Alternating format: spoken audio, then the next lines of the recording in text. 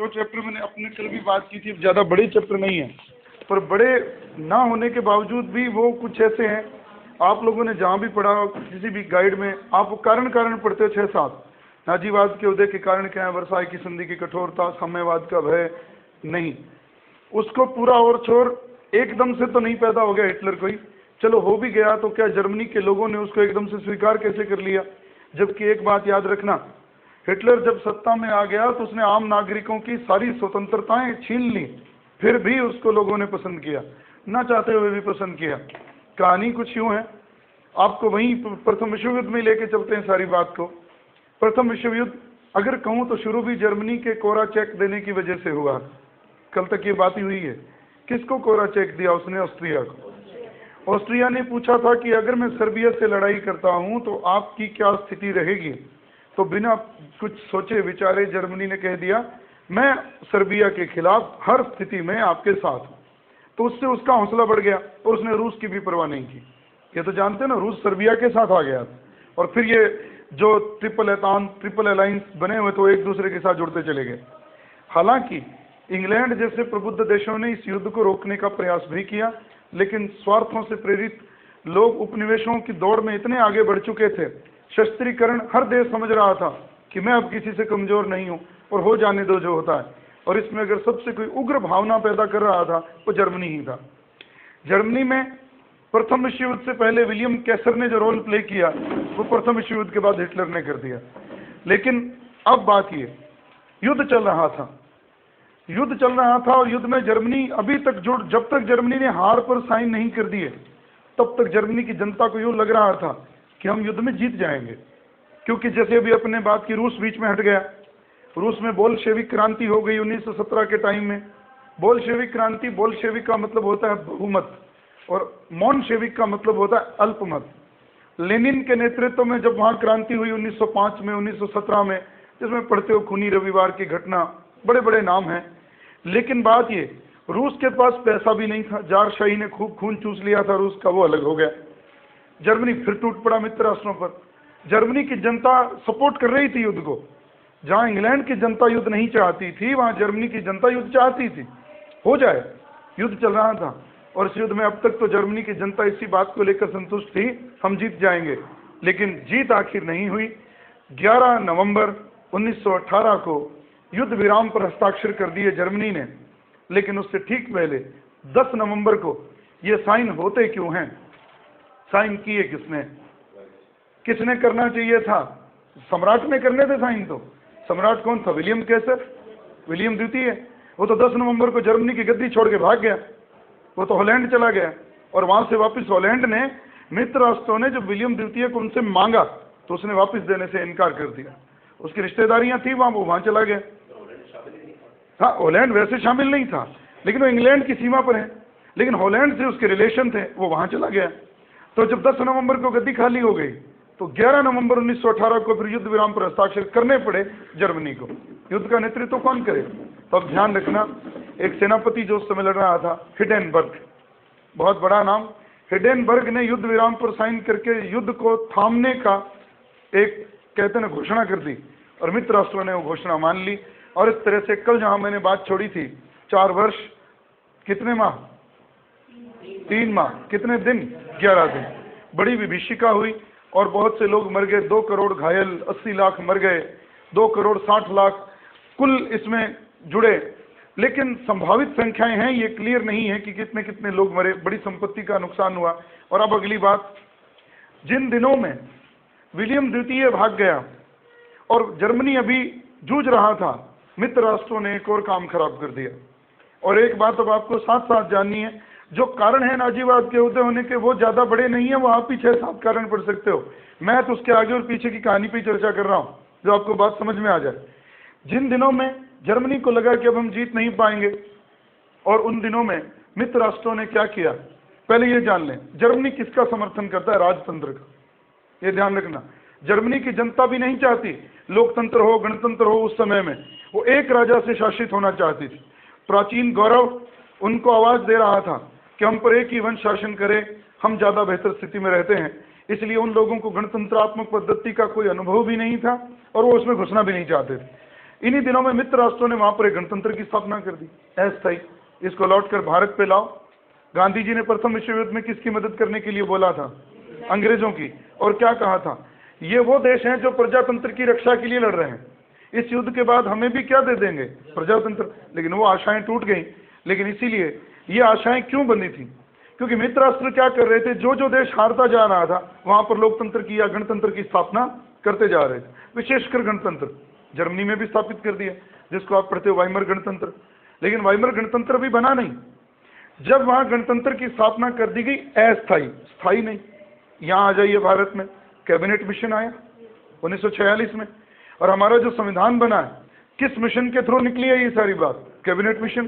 संविधान सभा का निर्वाचन हुआ, लेकिन जब तक संविधान सभा का निर्वाचन हो रहा था, लोग 389 लोगों की संख्या जोड़ी जा रही थी। उन दिनों में भी तो देश का प्रधानमंत्री बना दिया गया था किसी को, जवाहरलाल नेहरू को।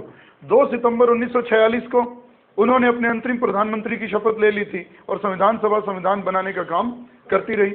यही बात यहाँ लाओ।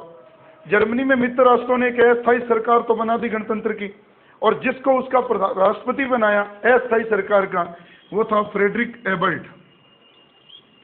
ये याद रखना। और जिसको प्रधानमंत्री बनाया गया वो था शीडमैन। अब यहां से बात निकली, भाग कौन गया था? सम्राट। जैसे ही वो भाग गया, जर्मनी अनाथ हो गया, और जर्मनी में गणतंत्र की स्थापना मित्र देशों ने कर दी और अस्थायी सरकार स्थापित कर दी, जिसका नाम राष्ट्रपति का तो फ्रेडरिक एबर्ट, सोशलिस्ट पार्टी का सदस्य था, समाजवादी पार्टी का सदस्य था, और शीडमैन बन गया उसका सहयोगी प्रधानमंत्री।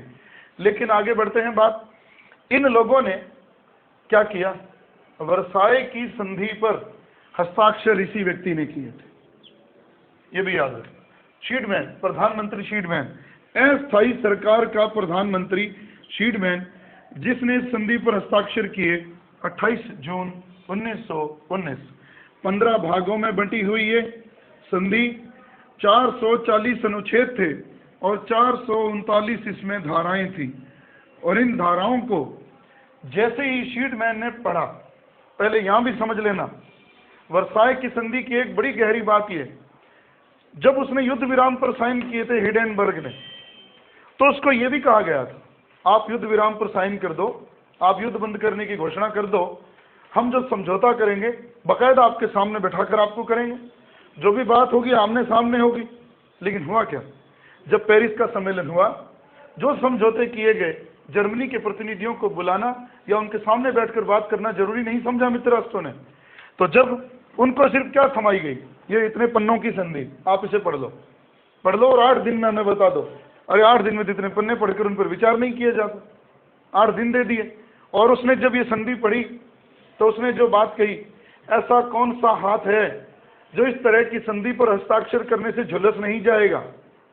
और एक बात और, अगले ही दिन जर्मनी के अखबारों में एक बात चली थी, कहीं हम भूल ना जाएं। क्या नहीं भूलना चाहिए हमें? कि हम एक उस देश के नागरिक हैं जो कभी बड़े बड़े राजाओं के अधीन शासित होता रहा है, होहेनजोर्लेन वंश, होहेनस्टोफेन वंश, और इन वंशों ने जर्मनी को एक दिशा दी थी। आप मत भूलिए कि बिस्मार्क जैसे लोगों ने जर्मनी को जर्मनी बनाया था, वो लोग उग्र थे। हिडेनबर्ग तो चाहता था लड़ाई जारी कर दो, वापस जारी कर दो, लेकिन ऐसा अब संभव नहीं था। युद्ध विराम पर साइन हो गए थे, संधि थोड़े से फेरबदल के साथ उन पर थोप दी गई। कहते हैं जब जर्मनी के प्रतिनिधि पेरिस गए तो उनको बेड़ियों में बांधा हुआ था, जबकि उनको तो बात करने की बात क्या कही गई थी कि आमने सामने बात होगी। और फिर कहते हैं जब ये संधि पर साइन होने थे, शीडमैन जब उन पर साइन करने गया तो फ्रांस की सरकार ने क्या कहा, साइन उसी महल में होंगे जिस महल में कभी विलियम प्रथम ने बैठकर अपने आप को फ्रांस का राजा घोषित कर दिया था। याद है आपको? जर्मनी का एकीकरण हुआ था और उन्होंने अल्सास और लारेन प्रदेश तो छीने ही थे और पेरिस में अंदर तक पहुंच गए थे और वहीं ले जाकर साइन करवाए जहां उसने बैठकर घोषणा करी थी, मैं फ्रांस का शासक हूं। बेइज्जती पूरी हुई। खैर ये घटना घट गई, चलो शांति हो गई, बहुत कुछ थोप दिया गया जर्मनी पर। जैसे मैंने कल कहा, युद्ध क्षतिपूर्ति, सेना बंद कर दी गई, अनिवार्य सैनिक सेवा समाप्त कर दी गई, पनडुब्बियां आप रख नहीं सकते, सार घाटी फ्रांस को दे दी गई, बिल्कुल तोड़ दिया गया। राइन नदी जो जर्मनी के बीचों बीच बहती थी, उस नदी के चारों ओर मित्र राष्ट्रों की सेनाएं तैनात कर दी गई कि जर्मनी उस नदी की किलेबंदी नहीं कर पाएगा। क्यों? किलेबंदी क्या होती? सेना लगाना। और वो किलेबंदी क्यों जर्मनी को नहीं करने दी गई? क्योंकि राइन नदी यूरोप के देशों के व्यापार का एक बहुत बड़ा मार्ग थी। और मान लो अगर जर्मनी उसकी किलेबंदी कर लेता है, हो सकता है कल को वो किसी जहाज को लूट ले, हो सकता है कल को वो किसी को व्यापार नहीं करने दे। तो उन्होंने क्या किया कि जब तक आप क्षतिपूर्ति नहीं चुका देते, जब तक संधि की सारी शर्तों का पालन आप नहीं कर देते, तब तक राइन नदी का सैनिकरण तो होगा लेकिन सेना आपकी नहीं होगी, वो मित्र राष्ट्रों की होगी। अब चलो, जैसे भी हुआ शांति बहाल हो गई, जर्मनी भी बहुत टूटा। और अगली बात, इन दो लोगों ने एक काम किया, देश में संविधान बनाने के लिए संविधान सभा के चुनाव करवाए। भाई जब गणतंत्र लागू कर दिया मित्र राष्ट्रों ने, तो गणतंत्रात्मक सरकार तो स्थापित करनी है, क्योंकि ये तो अस्थायी है, ये तो युद्ध के दिनों में काम करने के लिए बनाई है, बन गई। इन्होंने चुनाव करवा दिए, और चुनाव यहाँ भी वयस्क मता 20 साल से ऊपर के लोगों को वोट डालने की बात कही गई, लेकिन दुर्भाग्य रहा इस देश का कि किसी को भी बहुमत नहीं मिला। लेकिन फिर भी मिली जुली एक गठबंधन बन गया और उसने संविधान लिखने का काम कर दिया। लेकिन अब दोबारा फिर एक सरकार बनाई गई, वो युद्ध से तत्कालीन सरकार हटा दी गई। जब तक संविधान नहीं बन जाता फिर सरकार बनाई गई अस्थायी, फिर यही लोग आए, फिर यही लोग आगे आए, और जब संविधान लिख दिया गया तो फिर जब चुनाव हुए तो ये जीत। यानी कि फ्रेडरिक एबर्ट आखिरकार बन गया उस गणतंत्र का राष्ट्रपति और शील्डमैन बना उसका प्रधानमंत्री। अब ये एक घटना थी जो हमें धीरे धीरे लेके जाएगी। अब हम आते हैं हिटलर की ओर। हिटलर कौन था, कैसे इसमें एंट्री कर गया? लेकिन एक बात याद रखना, कल हमने बात की थी कि 1929 का ये वर्ष यूरोप के लिए बहुत दर्दनाक था और भारत या दुनिया के लिए बहुत दुख देने वाला था।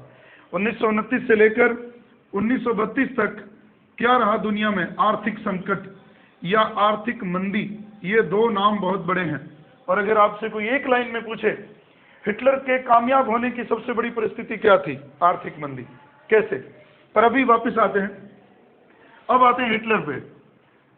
आर्थिक संकट ने हिटलर के उदय होने में योगदान दिया, वो जब आप पूरा पढ़ लोगे चैप्टर तो ये बात का उत्तर आपको मिल जाएगा, अभी बताऊंगा समझ नहीं आएगा।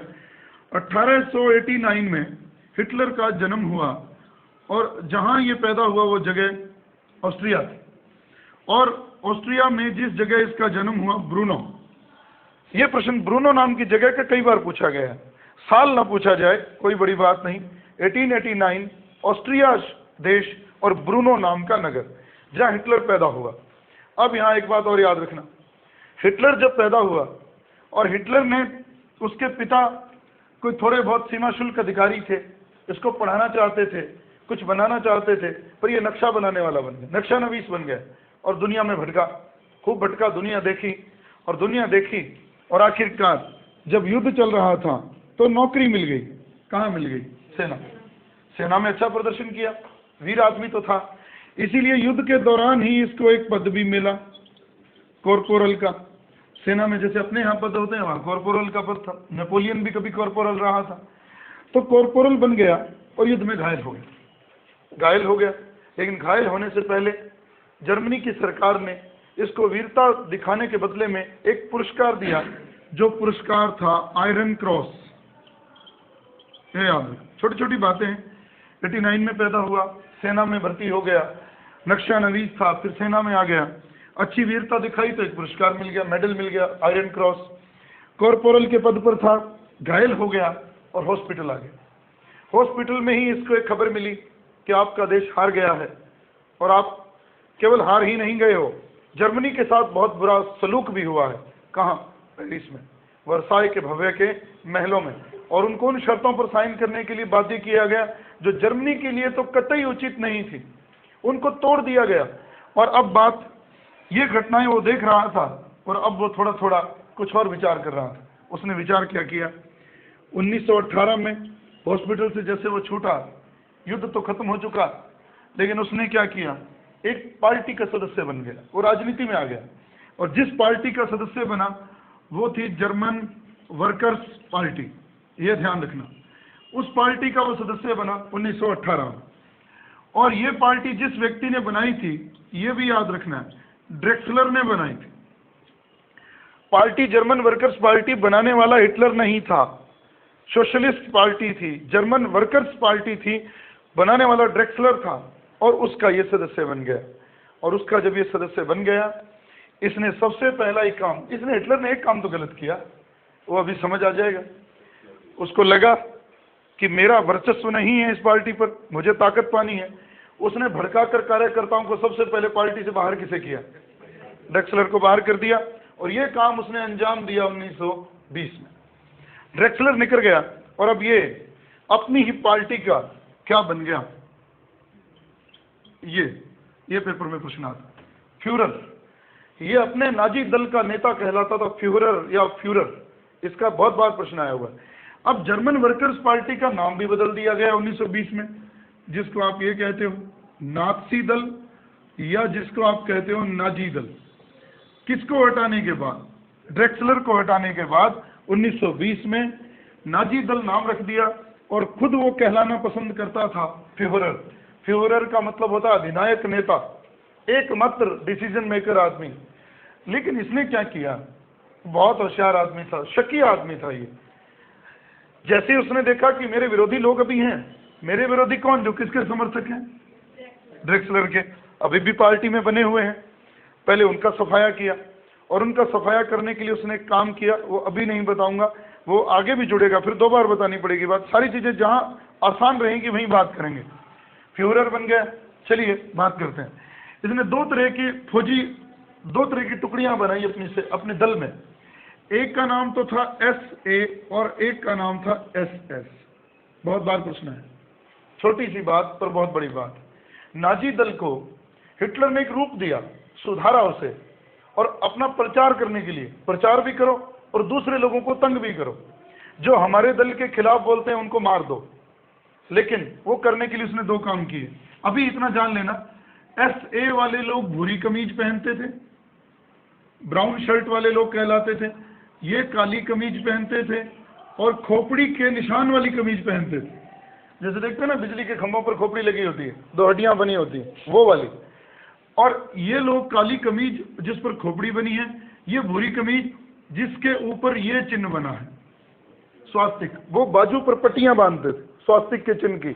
और एक बात बहुत बड़ी, वैदिक काल पढ़ा आपने, वैदिक आर्य पढ़े, और याद है 2 नाम लिए थे जर्मनी में। पेंका ने कहा था कि ये लोग कहां से आए हैं? जर्मनी से। जर्मनी के लोगों का रंग, जर्मनी के लोगों के कद, उनके बालों का रंग किससे मैच करता? आर्यों से। और हिटलर कहता था हम शुद्ध आर्य हैं। याद रखना, हिटलर अपनी जाति को कहता था जो इस नस्ल का नहीं है उसे मेरे देश से बाहर कर दो। और ऐसा करने के लिए उसने जिनको बाहर करने का बहाना ढूंढ लिया। बाहर तो किसी और को करना चाहता था, इस बहाने से उसने जिसको बाहर किया? यहूदियों को। तो वो बात तो आगे आएगी। तो नाजी दल बना 1920 में। उसमें 2 तरह की टुकड़ियां बनाई, SA और SS।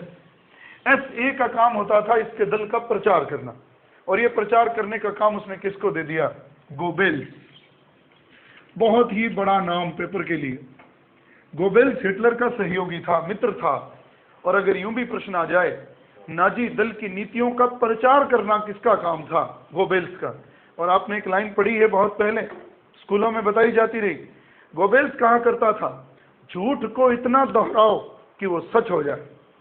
वो कहता झूठ को इतनी बार झूठ बोलो, 100 बार झूठ बोल दो कि वो दुनिया को सच लगने लगे। ये बात हिटलर ने नहीं कही, ये बात गोबेल्स ने कही है, जो हिटलर का प्रचारक था, ये याद रखना। और दूसरी बात, एक अखबार छपती थी इस दल की, नाजी दल की, थोड़ा नाम मुश्किल है पर वो प्रचार का काम करती थी। और लिख लेना, ये आप ढूंढोगे लिखी मिल जाएगी, वाल किशकर वियो बेक्टर, ये है उसकी अखबार, वाल किशकर वियो बेक्टर, जो जर्मनी में नाजी दल की नीतियों का प्रचार प्रसार करती थी। और व्यक्ति के रूप में प्रचार की जिम्मेदारी हिटलर के एक मित्र की थी, गोबेल्स की, याद रखना। और हिटलर के बारे में ये बात आती है, हिटलर हमेशा 5 बॉलों से खेलता था, जिसमें से 3 हमेशा हवा में रहती थी, 2 उसके पास रहती थी। ये स्टेटमेंट हिटलर के लिए है। और ये ढांचा बना। अब ये हो गई बात। अब उसने क्या कर लिया? देखो, थोड़ा बात दोबारा दोहराऊं। गणतंत्र चल रहा है जर्मनी में, उसने उसको अभी नहीं छेड़ा, सरकार चल रही है।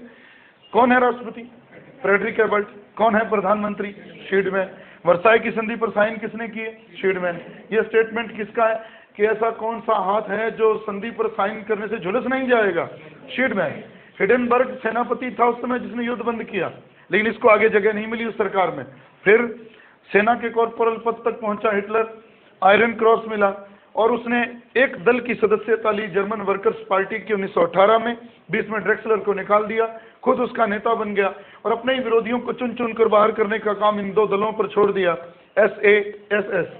SS बहुत खतरनाक था, कमांडो थे ये, SS सिर्फ पुलिस जैसे लोग थे। अब बात ये, प्रचार कौन करता था उसके दल का? गोबेल्स। प्रचार करने का अखबार कौन सा था? वॉल, किशकर, वीओ बेक्टर। अब ये सारा एक ढांचा उसने बना लिया।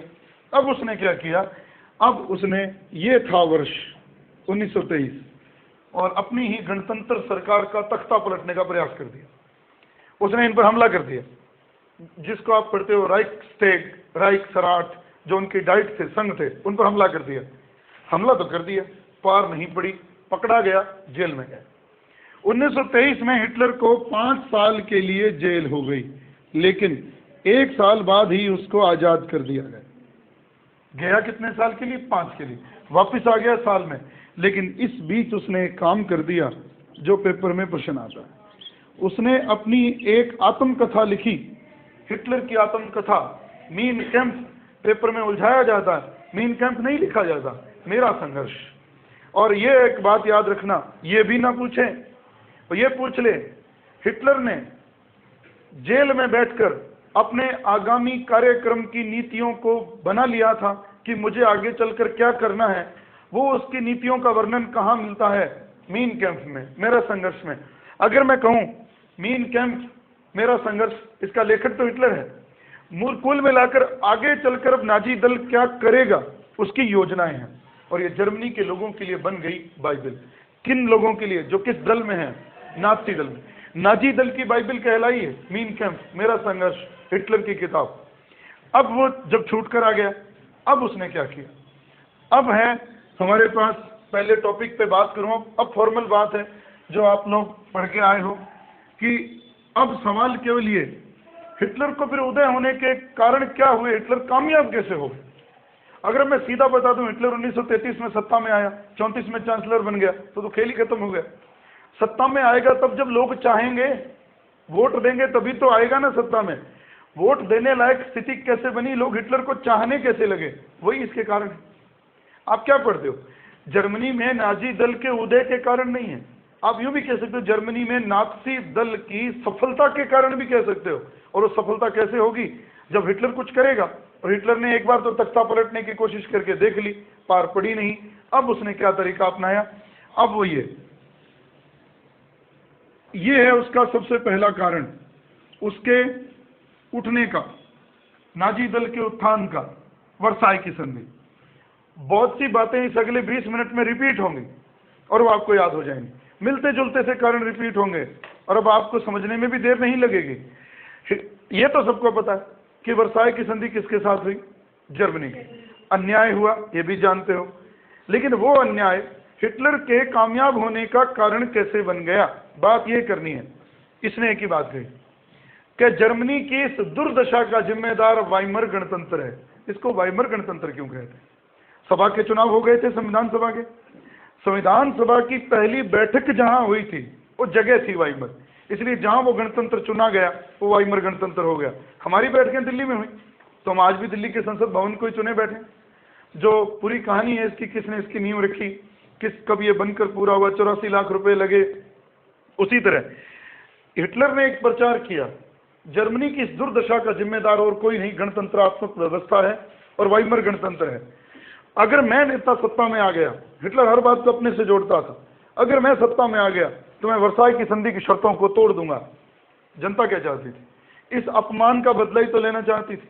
और एक बात उन दिनों में कही गई थी, जिस दिन संधि पर साइन हुए थे, और वहां अखबारों में यह भी छपा था कि 35 करोड़ की आबादी का राष्ट्र कभी मर नहीं सकता, हम उठेंगे और फिर उठेंगे।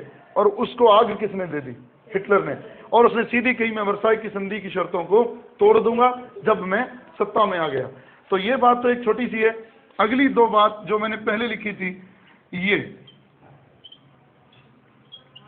आर्थिक संकट, इसने हिटलर के उदय होने में कैसे योगदान दिया? पहले तो ये समझो कि आर्थिक संकट ने तंग क्या किया होगा जर्मनी को।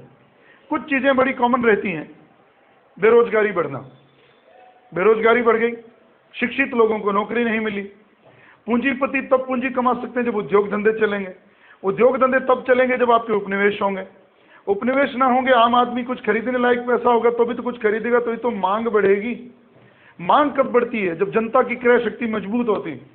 मेरे पास खरीदने के लिए कोई पैसा नहीं है तो मैं डिमांड कैसे करूंगा, और जब डिमांड नहीं करूंगा तो पूर्ति कैसे होगी, और पूर्ति तभी करने के लिए अवसर उपलब्ध होते हैं जब डिमांड होती है। उद्योग तो तभी लगेंगे ना जब आवश्यकता होगी, तो आवश्यकता ही दब गई, बेरोजगार हो गए, और ऊपर से एक बीमारी और खतरा फैला रही थी। देखो, मजदूरों की हालत जहां जहां दुनिया में खराब हुई, वहां वहां लाल झंडे ने एंट्री की। समझ रहे हो क्या कह रहा हूं? कम्युनिस्ट पार्टी, साम्यवादी पार्टी। जर्मनी में उद्योग धंधे खराब हो गया, काम, मजदूर बेकार हो गए।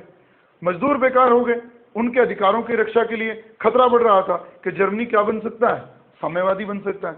रूस आग लगा रहा था लाल झंडे के। ये लाल झंडा वहीं से आया हुआ है, थोड़ा बहुत चेंज हुआ है बाद में हमारे यहाँ। 1925 में रूस की तर्ज पर ही आ गया था झंडा यहाँ, जिसको आप कहते हो कम्युनिस्ट पार्टी जब 1925 में अस्तित्व में आई थी। तो हुआ क्या, जर्मनी के लोगों को, पूंजीपति लोगों को इसका भय था। भाई पूंजीपति तो सदैव साम्यवाद के विरोधी रहे हैं। जब मार्क्सवाद को आप पढ़ते हो तो एक ही बात कहता है, सर्वहारा वर्ग की क्रांति, सारी सत्ता किसे सौंप दो, मजदूरों को सौंप दो। तो ये डर किसको रहता है? पूंजीपतियों को। तो ये साम्यवाद किसके खिलाफ है? पूंजीवाद के। और हिटलर को किसकी मदद चाहिए थी इन दिनों में? पूंजीपतियों की। भाई इस दल की कार्यक्रम को चलाने के लिए पैसा तो चाहिए, पैसा कहां से आएगा? पूंजीपतियों से आएगा। और उसने वो घोषणाएं करी जिससे किसका समर्थन मिल जाए? पूंजीपतियों का। और उसने पूंजीपतियों को एक ही लारा दिया, अगर मैं सत्ता में आ गया तो आपके उद्योगों का राष्ट्रीयकरण नहीं करूंगा, आप कमाओ पैसा। और उधर एक और उसने शगुफा छोड़ दिया, बेरोजगारों को कहा मैं आपको नौकरी दूंगा, और किसानों को कहा मैं आपके कर्जे सारे माफ कर दूंगा। बस और क्या चाहिए? हर वर्ग को जोड़ लिया, भीड़ भी जोड़ ली, पैसे वाले लोग भी जोड़ लिए। किस एक की खिलाफत करके? साम्यवाद की। लेकिन अब सवाल ये, इतने मजदूरों की हैसियत नहीं थी कि उसका विरोध कर सकें। कर भी लेते तो क्या होता, क्योंकि उसके साथ एक बड़ा वर्ग जुड़ गया। जो कौन सा जुड़ा? पैसे वाला। तो ये दो चीजें इस आर्थिक संकट से निपटने में, देखो सवाल ये, उसने तो लाभ उठाया आर्थिक संकट का, मान लेते हैं। वाइमर गणतंत्र क्या कर रहा था? इसलिए आप ये पढ़ते हो कि आर्थिक संकट से निपटने में जर्मनी की गणतंत्रात्मक सरकार पूरी तरह से नाकामयाब रही, और उसकी इस नाकामयाबी का ही लाभ कौन उठा गया? हिटलर उठा गया। वो लोगों को नौकरी नहीं दे पाए, लोगों को खाद बीज नहीं दे पाए, पूंजीपतियों के लिए कुछ नहीं कर पाया। और उसमें कसूर वाइमर गणतंत्र का नहीं था, कसूर किसका था? सब कुछ तो छीन लिया गया जर्मनी का, पैसा कहां से दे वो? जैसे ही वो जनता के लिए कुछ करने लगता, इधर क्षतिपूर्ति की किस्त आ जाती 6 महीने बाद। हर 6 महीने में उसको पैसे चुकाने होते थे, और ये भी डर था अगर नहीं चुकाए तो क्या होगा, कौन आ जाएंगे? मित्र राष्ट्र। तो वो बेचारा फंसा हुआ था। और उसका, और एक बात याद रखना, हिटलर को कामयाबी हिटलर के गुणों से तो मिली होगी, दुष्प्रचार से मिली। हिटलर का उत्थान एक प्रचार के कारण, उसने बहुत प्रचार किया है। हर अपने एक व्यक्ति को, नाजी दल के व्यक्ति को प्रचार का बम बना के उसने भेज दिया, जाओ झूठ बोलो, सच बोलो, नाजी दल की श्रेष्ठता साबित करो। और वो कर बैठे। ऊपर से अवसर ये देखो। अब बात ये भी एक लिखी है किताब में जिस पर शायद गौर नहीं की होगी, सौभाग्य था हिटलर का, उसने इसका तो फायदा उठाया। जब वो सत्ता में आ गया तब आर्थिक संकट खत्म हो रहा था, और उसका सौभाग्य था जब आर्थिक संकट ही खत्म हो गया तो उसके पैर जमने तो स्वाभाविक थे। जो समस्याएं किसको देखनी पड़ी वाइमर गणतंत्र को, वो किसको नहीं देखनी पड़ी? हिटलर को। तो ये सौभाग्यशाली था। जिसको फेल करना था उसको तो इससे कर लिया, जब खुद टिकना था तो ये खत्म हो गया था दुनिया में, तो उसकी स्थिति ठीक हो गई। अब दो बातें ये हो गई। तीसरी बात मैं बात कर चुका हूं इसी में,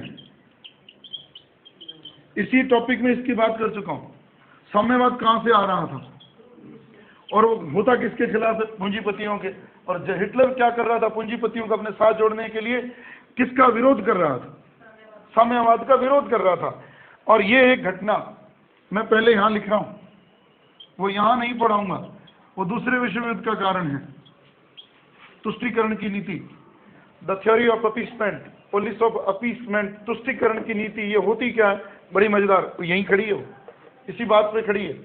खैर, ये हो गई बात साम्यवाद का भय। और अब ये है जातीय परंपरा। जो टॉपिक जहां लिखे मैं वैसे ही लिख रहा हूं, छेड़ नहीं रहा उनको। जातीय परंपरा व चरित्र, बात में इस पे भी कर गया। हिटलर ने कहा हम लोग शुद्ध आर्य हैं, और हम आर्य हैं तो दूसरी नस्ल के लोगों को जर्मनी में रहने का कोई हक नहीं है, आप एक हो जाओ, नाजी झंडे के नीचे आओ, मैं जर्मनी को शुद्ध नस्ल का बना दूंगा। और उसने, जनता तो यही चाहती थी, जनता चाहती थी हम पर एक व्यक्ति शासन करे, और वो चाहती नहीं थी गणतंत्र हो। और ये भी याद रखना, जर्मनी पर, जब जर्मनी पर अधिकार कर लिया हिटलर ने, तो उसने अपने साम्राज्य को तीसरा साम्राज्य कहा, थर्ड राइक। याद रखना, थर्ड राइक। क्या, दो राइक कौन से? एक राइक तो था दुनिया में जो पहला साम्राज्य बना, रोम का साम्राज्य, जो बहुत बड़ा था, दुनिया में बड़े बड़े लोग शासन कर गए। दूसरा राइक था विलियम द्वितीय का एकीकरण, जब उसने फ्रांस को जीत लिया था, विलियम प्रथम का, जब बिस्मार्क ने फ्रांस को जीत लिया, वो दूसरा साम्राज्य बना। हिटलर ने कहा तीसरा किसने बनाया? मैंने। और अब तक जर्मनी पर जितने वंश शासन कर गए थे, दो, जिसमें एक तो था होहेनस्टॉफेन, सबसे पहला जिसने जर्मनी को अस्तित्व दिया, और दूसरा था होहेनजोर्लेन, और तीसरा किसका साम्राज्य आ गया? हिटलर का। लेकिन अभी वो साम्राज्य स्थापित नहीं हुआ। पर अभी बात ये, उसने जातीय परंपरा एवं चरित्र लोगों के सामने उघाड़ उघाड़ के रखा कि कितना गौरवपूर्ण देश था पहले जर्मनी, जब दूसरों के पैरों तले रौंदा जा रहा है। जनता उठ गई, जनता ने हिटलर को अपना नेता स्वीकार कर लिया। अब आती है बात ये, सबसे बड़ा टॉपिक, यहूदी विरोधी नीति। ये भी याद रखना। इसमें खैर बात तो बहुत बड़ी हो सकती है, पर आप एक ही बात समझ लो जो आपके पेपर में काम आए। इस समय जर्मनी के बड़े बड़े ऊंचे पदों पर यहूदी बैठे थे, और यहूदी लोग पूरे जर्मनी में कितने प्रतिशत थे? 99% पदों के ऊपर 1% लोग बैठे थे। और ये बात किसको फूटी आंख नहीं सुहाती थी? जर्मनी के लोगों को। लेकिन वो करें क्या? हिटलर ने घोषणा की, अगर मैं सत्ता में आ गया तो यहूदियों को यहाँ से भगा दूंगा, और वही पद किसको दे दूंगा? हमारे देश के पढ़े लिखे लोगों को। बेरोजगार का ज्यादा नौकरी, उसके लिए कुछ भी करने को तैयार है। हिटलर ने इसका फायदा भी उठाया। और अब एक ही टॉपिक बचता है, हिटलर का खुद का व्यक्तित्व तो बहुत आकर्षक था। छोटे से कद का आदमी, कहते हैं जब बोलता था तो कोई उठकर उसकी सभा से जा नहीं सकता था। बहुत अच्छा वक्ता था, बहुत अच्छा भाषण देता था, उग्र भाषण देता था, और जनता देखते ही बनती थी, जनता उठ नहीं सकती थी। इसलिए हिटलर ने इन सारी चीजों का फायदा उठाया। और आखिरकार सवाल ये, अब बात तो ये खत्म हो गई आपके साथ, नाजीवाद के कारण यही है। लेकिन बात यहाँ पूरी नहीं होती। आपके सिलेबस में वो टॉपिक नहीं है जर्मनी की विदेश नीति, लेकिन फिर भी मैं कुछ चीजें उसमें से लाया हूं जहां से पेपर आ जाएगा। वो आ भी सकता है, आप कह नहीं सकते कि सिलेबस में नहीं है।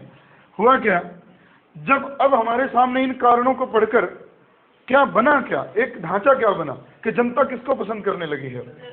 हिटलर को। अब अगर वो चुनाव लड़ेगा तो वो निश्चित ही जीत जाएगा। और उसने क्या किया? चुनाव लड़ा।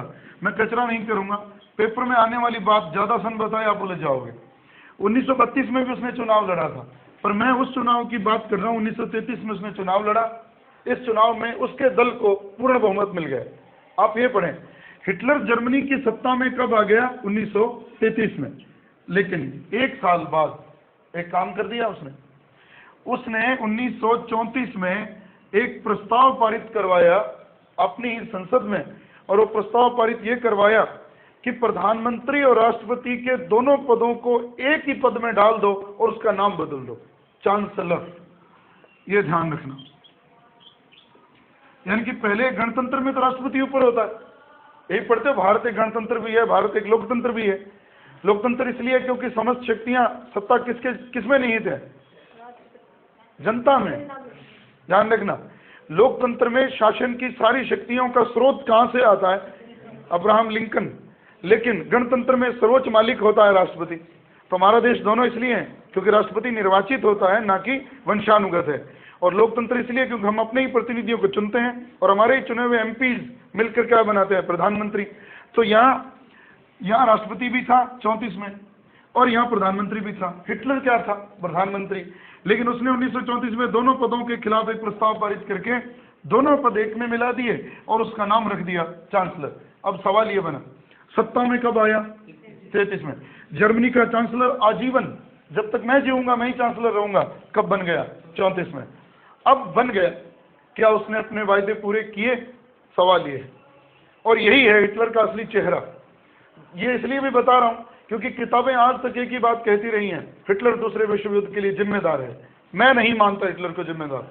जब आप पूरा पढ़ लोगे तो आपको भी लगेगा हिटलर जिम्मेदार नहीं था। हुआ क्या, 1933 में जब वो प्रधानमंत्री था तो गड़बड़ ये हो गई, उसने एक ही बात की, और अब आपको ये बताने की जरूरत नहीं है, 1919 के वर्ष में ही एक संस्था अस्तित्व में आई थी कि दोबारा दुनिया में लड़ाई ना हो, राष्ट्र संघ, और उन हारे हुए देशों को जीते हुए देशों को उसका सदस्य बनाया गया। सदस्य तो 1926 में इसको बना लिया, लेकिन 1933 में हिटलर ने राष्ट्र संघ की सदस्यता से त्याग पत्र दे दिया। वो पूरी कहानी यहाँ सुनाने की जरूरत नहीं, किस वजह को लेकर दिया, निशस्त्रीकरण को लेकर। निशस्त्रीकरण को लेकर क्यों, थोड़ी भेद है इसमें, देखो कैसे। मान लीजिए फ्रांस में किसी मामले पर 100 हथियार है, ये ध्यान रखना, और जर्मनी के पास मान लो उस मामले में 10 हथियार, 10 परमाणु हैं, और फ्रांस के पास 100 परमाणु हैं। समझौते होते रहे निशस्त्रीकरण के, शस्त्र कम करो, शस्त्र कम करो। तो सवाल ये है कि जर्मनी और फ्रांस क्या करते, वो कहते थे संख्या कम करो, प्रतिशत कम मत करो। समझ रहे हो मैं क्या कह रहा हूं? अगर इसका 10% कम करोगे तो कितने हथियार कम होंगे, और अगर इसके 10% कम करोगे तो 10। हिटलर तो ये कहने को तैयार था, मैं 50% कम करने को तैयार हूं मेरे हथियार, उसके कितने जाएंगे? और इसी बात पर हमेशा लड़ाई होती रही। जर्मनी इंग्लैंड और फ्रांस से जूझता रहा कि आप टन भार में मत जाओ, आप प्रतिशत पे जाओ, कम करो, मैं करने को तैयार हूं, आप तो मेरे साथ गेम खेल रहे हो। निशस्त्रीकरण के प्रयास सारे कुछ अप्रिय लगे, दूसरे विश्व युद्ध में आएगा, फेल होते गए, और जब इस पर दबाव बनाया गया राष्ट्रसंघ के द्वारा, कहा राष्ट्रसंघ क्या बोला है, छोड़ दिया मैंने, क्या कर लोगे मेरा। उसने 1933 में राष्ट्रसंघ से त्याग पत्र दे दिया। ये उसकी विदेश नीति का पहला कठोर कदम था। और अब एक ही बात में मैं हर बार कहूंगा, मित्र राष्ट्र देखते रह गए, कुछ नहीं कर सके। जब संधि हुई थी तो क्या कहा गया था, अगर ये संधि की शर्तों को जर्मनी तोड़ता है तो क्या होना चाहिए था, मित्र राष्ट्रों की सेना किस पर आक्रमण करेगी, और ये जिम्मेदारी मित्र राष्ट्रों की सेना की आक्रमण करने की किसको दी गई थी, इंग्लैंड को दी गई थी। आप करोगे काम, ये इंग्लैंड ने हाँ भरी थी, यहाँ तो कुछ नहीं किया उसने। चलो उसका हौसला बढ़ा, और इन्हीं दिनों में उसको एक अच्छा फायदा मिला, परिस्थितियां उसके अनुकूल थी। 1935 हो गए 15 साल एक बात को जिसमें जनमत संग्रह करवाना था, सार घाटी 15 साल के लिए किसे दे दी गई थी, फ्रांस को, और ये कहा गया था 15 साल बाद इसमें जनमत संग्रह होगा, जो जिसके साथ मिलना चाहेगा उसे दे देंगे। और जनता ने भारी बहुमत से जर्मनी से मिलने की बात की। तो 1935 में उसको क्या मिल गई, सार घाटी, और 1935 में ही उसने एक समझौता कर लिया इंग्लैंड से, क्या कि मैं पनडुब्बियां भी बना सकता हूं, मैं हवाई जहाज भी बना सकता हूं। और मजे की बात, इंग्लैंड ने हामी भर दी। शर्त रखी कि अगर आप बनाते हो, अगर मेरे पास 100 टन परमाणु भार के हथियार हैं तो आप कितने टन परमाणु भार के हथियार बना सकते हो, 10 टन। एक ही बात समझा दो, इंग्लैंड क्या कर रहा था, वो कह रहा था कि जर्मनी की सैनिक शक्ति मेरे लिए तो खतरा नहीं है, लेकिन सवाल ये है उसने ये हाँ क्यों की, क्या आप हथियार बना लो, अंतर्राष्ट्रीय नियमों को कौन तोड़ रहा था, हिटलर तोड़ रहा था, नहीं तोड़ रहा था। और इंग्लैंड क्यों तोड़ रहा था, यह है तुष्टीकरण की नीति। वो गलतियों पर गलतियां करता चला गया, और इंग्लैंड ने रोकना था वो रोक नहीं पाया, जानबूझकर नहीं रोका, क्योंकि वो चाहता था जर्मनी शक्तिशाली तो हो लेकिन इतना ना हो कि मेरे ऊपर आ जाए। शक्तिशाली क्यों बनाना चाहता था, क्योंकि हिटलर किसका विरोध कर रहा था, साम्यवाद, और इंग्लैंड भी साम्यवाद का विरोधी है, क्योंकि इंग्लैंड कौन सा देश है, पूंजीपति देश है, और इंग्लैंड हिटलर को साम्यवाद के खिलाफ ढाल बनाकर रखना चाहता था। और वो तब होगा जब हिटलर इतना शक्तिशाली तो हो कि साम्यवाद के खिलाफ लड़ ले, लेकिन इतना ना हो कि वो मेरे ऊपर चढ़ाए। तो ये तुष्टीकरण की नीति, उसने मारा नहीं उसकी गलतियों को, तो जिम्मेदार कौन हो रहा है दूसरे विश्व युद्ध का, इंग्लैंड हो रहा है। हिटलर ने क्या किया, अवसरवादी था, उसने तो अवसर का लाभ उठाया, और उसने क्या किया, अब अगली घटना, जब उसने देखा इंग्लैंड से समझौता हो गया 1935 में, नाविक समझौता कहते हैं, नौसैनिक समझौता, और 1935 में ही उसने क्या कर दिया, वर्साई की संधि की एक धारा और तोड़ दी। क्या, अनिवार्य सैनिक सेवा जो बंद कर दी गई थी, उसने 1 लाख सैनिकों की भर्ती कर दी, और कर दी। और फिर भी मित्र राष्ट्र कुछ भी नहीं कर सके सिवाय देखने के। हिटलर का हौसला और बढ़ गया, और एक बड़ी घटना को अंजाम दे बैठा वो, और आप भी हैरान हो जाओगे अगर पढ़ा है तो भी। उसने 1938 में जहां वो पैदा हुआ था, अपनी मातृभूमि पर अधिकार कर लिया, और वो मातृभूमि क्या थी, उसने खेल ही खत्म कर दिया। अब तक हम जो पढ़ रहे हैं, दुनिया में महाशक्ति के रूप में एक देश था ऑस्ट्रिया, उसको निकल गया ये हिटलर जैसा अजगर, और दुनिया कुछ भी नहीं कर पाई। इंग्लैंड देखता रह गया, फ्रांस देखता रह गया, और ऑस्ट्रिया को जीत गया। अब सवाल ये, अब उसकी विदेश नीति के दो ऐसे चरण जिसने दुनिया को हिला के रख दिया और दुनिया बुत बनकर देखती रही। कहते हैं हिटलर की विदेश नीति के आगे सबको सांप सूंघ गया, किसी ने कुछ नहीं किया, और वो ये था। इन्हीं दिनों में उसने 1935 में ही राइन नदी की किलेबंदी कर दी, उनकी सेनाओं को भगा दिया मित्र राष्ट्रों की, और खुद की सेना वहां लगा दी। अब एक और शर्त तोड़ दी, काम खराब हो गया, मित्र राष्ट्र फिर भी कुछ नहीं कर सके। उसने एक और काम कर दिया, और वो आपके पेपर के लिए बहुत बड़ा प्रश्न है, रोम, बर्लिन, टोक्यो, धुरी। लेकिन यहाँ थोड़ा सा ध्यान रखना, हम पढ़ के चले जाते हैं और यही प्रश्न में पेपर आता है और हम गलत कर लेते हैं। थोड़ा सा भेद है, कान खोल के इस बात को आंख खोल के याद रखना, पेपर में बहुत बार प्रश्न आया ये। 1936 में सिर्फ रोम और बर्लिन धुरी है, टोक्यो नहीं है अभी। और इस धुरी को रोम बर्लिन धुरी तो कहा ही जाता है, साथ में एक और नाम भी दिया जाता है, एंटी कॉमिंटर्न पैक्ट। कॉमिंटर्न का मतलब है साम्यवाद के खिलाफ। इन दो देशों ने, रोम किसकी राजधानी, इटली की, बर्लिन किसकी, जर्मनी की, यानी कि जर्मनी और इटली ने साम्यवाद के विरुद्ध जाकर एक समझौता कर लिया। एक्चुअल में समझौता था क्या, ये गठबंधन था मित्र राष्ट्रों के खिलाफ। लेकिन दुनिया को क्या बताया गया, हमने किसके खिलाफ समझौता किया, ताकि कोई विरोध ना करे, इंग्लैंड तो विशेष कर ना करे, वो तो इंग्लैंड को ठग रहा था। रोम बर्लिन धुरी बन गई, थोड़े दिन बाद उसमें एक और शामिल हो गया, जापान भी शामिल हो गया। इसलिए ये 36 में तो बनी रोम बर्लिन, और 37 में अस्तित्व में आई है रोम बर्लिन टोक्यो।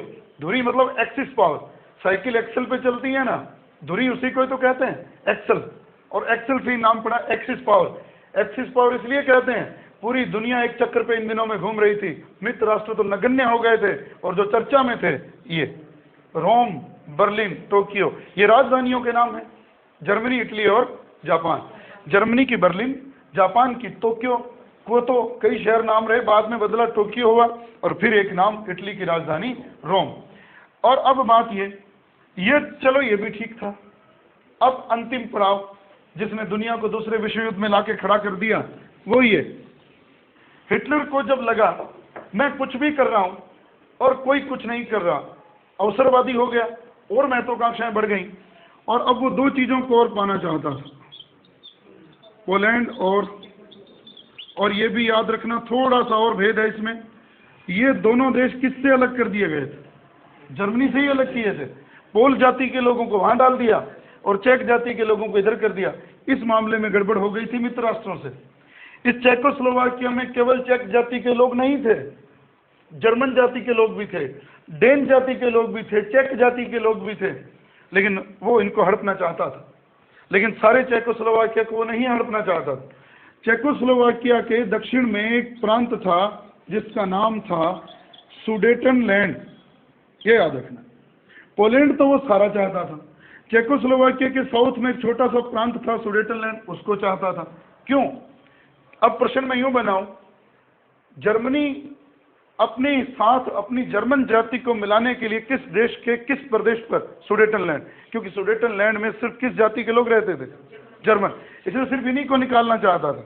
लेकिन उसने किया क्या, जब उसने मित्र राष्ट्रों ने देखा कि ये बढ़ेगा, इन पर हमला करेगा, और इन पर हमला और ऑस्ट्रिया पर हमला सीधा क्या था, देशों को निकल रहा है, तो ये काम खराब हो जाएगा।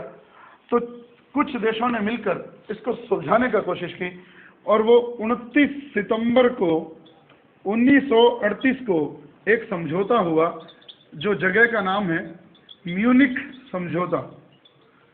अब ये है पेपर में प्रश्न, म्यूनिख समझौता किस समस्या को सुलझाने के लिए, पोलैंड की नहीं, चेकोस्लोवाकिया की, किस प्रदेश की समस्या, सुडेटनलैंड, साउथ में जो प्रदेश था चेकोस्लोवाकिया के। 4 देशों ने इसमें हिस्सा लिया, दलादियर, फ्रांस के दलादियर, इटली का मुसोलिनी, जर्मनी से हिटलर और इंग्लैंड से चैम्बरलैन। 4 लोग आए म्यूनिख में, चेकोस्लोवाकिया में है। चारों ने बैठकर जर्मनी को एक बात कही कि आप कुछ मत करो, आपको ये प्रदेश चाहिए, आप हमें समय दो, हम ये प्रदेश खाली करवा देते, जब खाली करा देंगे आप अपने आके उस पर अधिकार कर लो, ट्रांसफर कर लो इसे। और सुडेटनलैंड के लोगों को भी यही कहा गया है कि जब आप ये ट्रांसफर करो तो आप कोई बिजली का खंभा नहीं तोड़ोगे, किसी भी संपत्ति को नुकसान नहीं पहुंचाओगे, ये प्रदेश जर्मनों का है, इनको दे दो। बात बुरी नहीं थी। सवाल ये था, जब उनको लगा मित्र राष्ट्रों को कि वो किस पर हमला करने वाला है, सुडेटनलैंड पर, तो इस खतरे को भांपते हुए म्यूनिख में 4 लोग बैठे, इटली, जर्मनी, फ्रांस और कौन, चौथा नाम क्या लिया, इंग्लैंड, चैम्बरलेन। ये 4 लोग जब यहाँ बैठे, चैम्बरलेन सबसे बड़ा नेता था, उसने जो फैसला किया, ये प्रदेश जर्मनी को दे दो, लेकिन मार धाड़ नहीं हो, कुछ दिन दो, हम उसे खाली कर देते हैं, उसको खाली करा देते हैं और आप उसमें शिफ्ट हो जाओ। लेकिन हिटलर ने यहाँ तो हाँ भर दी। अब थोड़ा ध्यान रखना, जब चैम्बरलेन लौट कर इंग्लैंड गया और उसने अपने प्रधानमंत्री को जाकर बात कही, विदेश मंत्री ने चर्चिल को, कि मैं सम्मान सहित शांति लेकर आया हूं, कि मैंने इसमें तमाशा भी नहीं होने दिया और राजी भी किसको कर लिया, हिटलर को। दोबारा याद रखना, चैम्बरलेन ने जाकर चर्चिल को कहा कि मैं सम्मान सहित शांति लेकर आया हूं।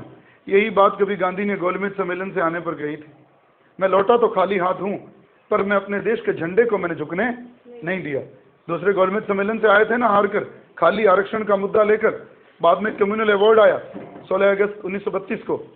लेकिन बात ये, सुडेटनलैंड के बारे में फैसला कौन सा हुआ, म्यूनिख समझौता। ये बहुत बड़ा प्रश्न है, म्यूनिख समझौता किस मुसीबत को टालने के लिए हुआ, चेकोस्लोवाकिया की, सुडेटनलैंड को 29 सितंबर 1938।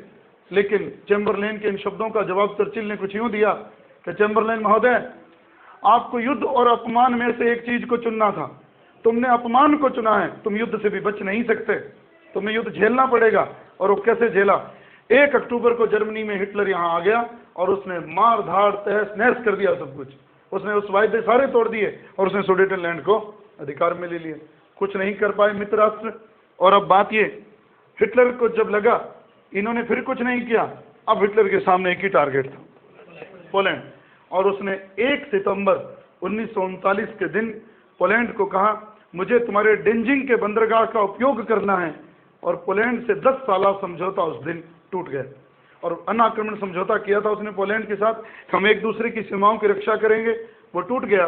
पोलैंड ने मना कर दिया और 1 तारीख को ही उसने उस पर बम वर्षा कर दी। और इस तरह से दूसरा विश्व युद्ध 1 सितंबर 1939 को तो शुरू हुआ और 3 सितंबर को उसमें शामिल हो गया इंग्लैंड। और इस तरह से इस युद्ध ने फिर से एक बड़े रूप ले लिया, विश्व युद्ध का रूप। और मार्शल फौज की वो बात सच साबित हुई कि ये संधि नहीं, 20 वर्षों के लिए युद्ध विराम है और 20 वर्षों के बाद दुनिया फिर से इस युद्ध में झुलस गई जिसको दूसरा विश्व युद्ध कहते हैं। तो ये केवल हमें यहाँ ये नहीं समझना था क्लास में एक फॉर्मेलिटी के रूप में